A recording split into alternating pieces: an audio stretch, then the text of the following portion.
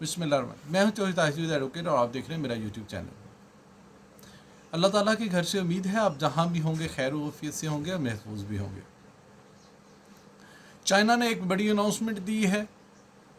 उसके बाद इमरान खान साहब के ऊपर एक और मुकदमा बना और इंसदाद दहशत गर्दी के मुकदमा में उन्होंने क्या फ़ैसला किया और क्या आज वो कहीं पेश हो रहे हैं या नहीं, और क्या उनको अबूरी ज़मानत मिलेगी या नहीं, इसके ऊपर बात करेंगे। शहबाज गिल साहब के ऊपर एक नया मुकदमा बना, उसकी क्या पेशरफ्त हुई, इन मुकदमात के ऊपर बात करते हुए एक खुशखबरी भी आपको दूंगा।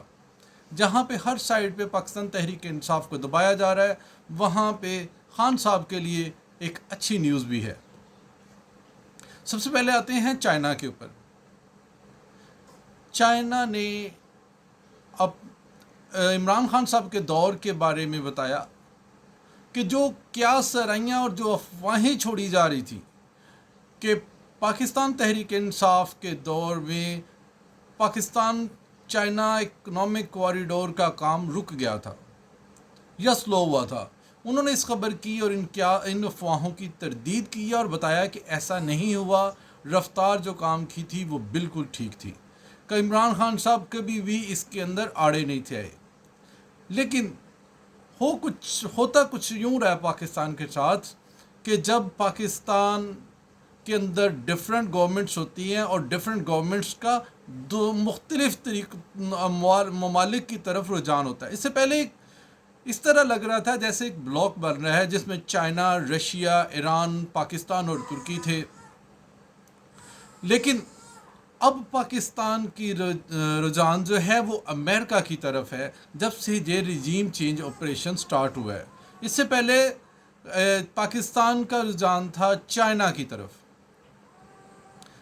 तो अब आते हैं खान साहब के ऊपर इंसदाद दहशत गर्दी मुकदमा के ऊपर।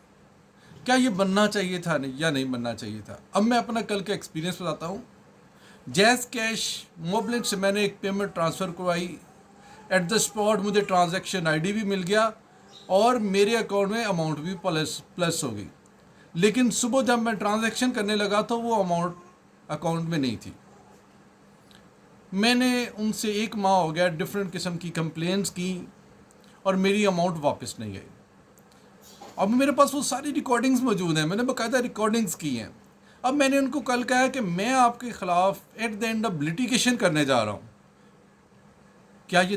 क्या ये दहशत गर्दी है कि मैंने उनको नहीं कहना था कि आप मेरी अमाउंट दें, नहीं तो मैं आपके ख़िलाफ़ लिटिगेशन करूँगा। ये एक एग्ज़ाम्पल है जो मैं आपको कोट कर रहा हूँ कि इसी तरह खान साहब ने कहा कि हमारे बंदे के ऊपर तशद्दुद हुआ है, आपने उसका नोटिस नहीं लिया, हम आपके अगेंस्ट लिटिगेशन करेंगे।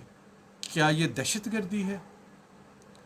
फिर खान साहब को एक बड़ा एज ये मिला, इससे पहले भी कई दफ़ा जब उन्होंने अक़वाम मुत्तहिदा के अंदर तकरीरें की, जब उन्होंने OIC के ऊपर जो है बात की, OIC कॉन्फ्रेंस की, तो more than 2 dozens international media जिनकी बात मानी जाती है और जिनके अंदर आना बड़े बड़े लोगों के ख्वाब होते हैं, उन्होंने इमरान खान साहब के ऊपर होने वाले मुकदमा पे कवरेज दी, इसको नोटिस लिया और कंडेम भी किया।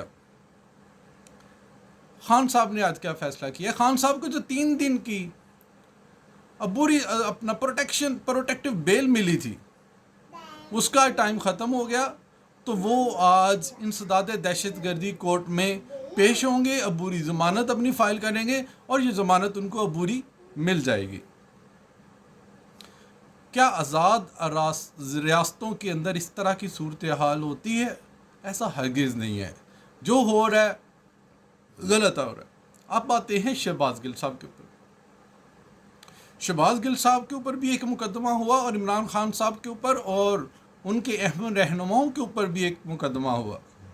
शहबाज गिल साहब के रूम से के मुलाजमीन के रूम से जो पिस्टल बरामद हुई थी, जो उन्होंने डिसऑन किया था, कहा यह जा रहा है कि शहबाज गिल साहब अपना वो मुलाजिम पेश नहीं कर सके जिसके नाम वो पिस्टल लाइसेंस था, इस वजह से उनके ऊपर भी एक और मुकदमा किया गया। میں نے اپنے اس ویلاگ کے اندر جس کا میں نے بتایا تھا کہ عمران خان صاحب ریلی کریں گے یا نہیں، اور اگر کریں گے تو دفعہ 144 نافذ ہونے پہ اس کے کیا کانسیکوینسز ہوں گے۔ ایسا ہی ہوا، خان صاحب کے اوپر ایک مقدمہ جو تھا اور ان کے رہنماؤں کے اوپر مقدمہ درج ہوا، جس کے اندر 6 سے زیادہ رہنماؤں نے، پی ٹی آئی کے رہنماؤں نے جا کے عبوری ضمانت بھی اپنی کروا لی۔ پھر کل ایک اور بڑی اہم جو پیش رفت ہے وہ پی ٹی آئی کے لیے اور اوورسیز پاکستان کے لیے بڑی خوشائند ہے۔ دو رکنی بینچ تھا آنریبل کورٹ کا، جس کے اندر اعجاز الاحسن صاحب جو تھے وہ اس کو لیڈ کر رہے تھے۔ اس کے اندر کل انہوں نے بات کی اوورسیز پاکستانیوں کے جو رائٹ کو سلب کیا گیا ہے۔ خان صاحب کی ایک درخواست تھی جس میں اپنا شیخ رشید صاحب پیش ہوئے تھے، اور عدالت نے وہاں پہ انسانی بنیادی حقوق کی حق تلفی کے اوپر جو نوٹس لیا، اور خان صاحب کی جو درخواست تھی وہ ایکسیپٹ ہو گئی۔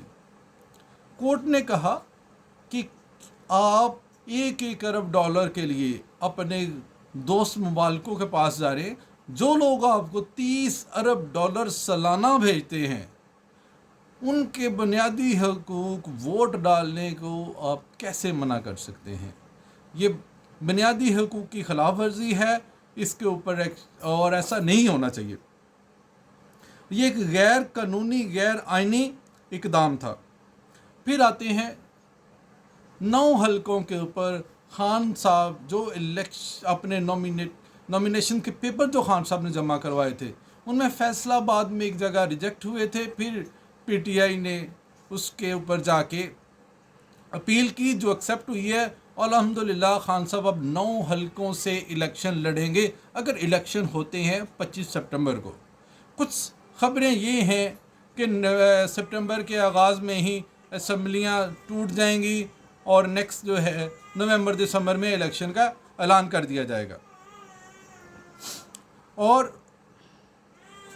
ہری پور کا جلسہ کل خان صاحب کا کامیاب ترین جلسہ رہا، جس کے اندر انہوں نے کہیں بھی اپنے آپ کو سرنڈر کرنے کی بات نہیں کی۔ اور دوسری بات جو انہوں نے بڑا فیصلہ لیا، جس کا میں نے سٹارٹ پہ بتایا، وہ یہ ہے کہ 31 اگست کو جب وہ عدالت میں پیش ہوں گے، جو ان کو شوکاز نوٹس جاری ہوا ہے توہین عدالت کے زمرے میں آتے ہوئے، اس کے اوپر وہ پیش ہوں گے اور معافی نہیں مانگیں گے، وہ اپنے موقف پہ کھڑے رہیں گے۔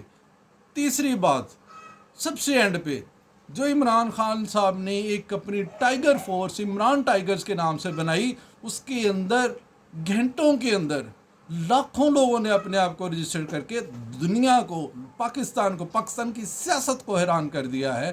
سارے نوجوان طبقہ جو ہے وہ ان کے ساتھ ہے، اور انہوں نے باقاعدہ اپنی ریٹن فارم میں عمران ٹائیگرز میں جوائننگ دے کر یہ ثبوت بھی دے دیا ہے۔ حالات یہ تو تھے سیاست کے، اب آتے ہیں سیاست و قانون کے، اور اب آتے ہیں تونسا شریف، راجن پور، سندھ، بلوچستان کے اوپر۔ اب خبریں یہ مل رہی ہیں کہ وہاں پہ آرمی فضائیہ فل ٹائم ایکٹیو ہے بلوچستان کے اندر۔ سندھ گورنمنٹ نے، جنہوں نے آج تک وہاں پہ کسی قسم کے بنیادی حقوقوں کے لیے، اس طرح کی انسانیت کے لیے اس طرح کے کوئی اقدامات نہیں تھے، کہ اب تھوڑی سی ایکٹیو نظر آ رہے ہیں، شاید وہ میڈیا کے لیے نظر آ رہے ہیں۔ پنجاب کی بات کی جائے تو یہاں پہ بھی میں ڈیٹیل بتا چکا ہوں کہ اپنے پچھلے ویلاگ کے اندر کہ کیا کیا اقدامات ہوئے ہیں۔ انشاءاللہ اللہ تعالیٰ آپ کا حامی و ناصر ہو، اور لوگ بھی اپنی مدد آپ کے تحت بہت زیادہ راشن، اس طرح کی چیزیں دے رہے ہیں۔ خیموں کی اشد ضرورت ہے، سندھ کے اندر 10 لاکھ خیموں کی ضرورت ہے، اور اسی طرح کوہ سلمان کے اندر بھی خیموں کی ضرورت ہے، کھانوں کی چیزوں کی ضرورت ہے، ادویات کی ضرورت ہے۔ جس سے جتنا ہو سکے لازمین لوگوں کی مدد کریں۔ یہ آپ کا ہمارا اس ٹائم ایک امتحان ہے، اور انشاءاللہ اس میں ہم ضرور پاس ہوں گے۔ اللہ تعالیٰ آپ کا حامی ہے۔ پاکستان زندہ باد۔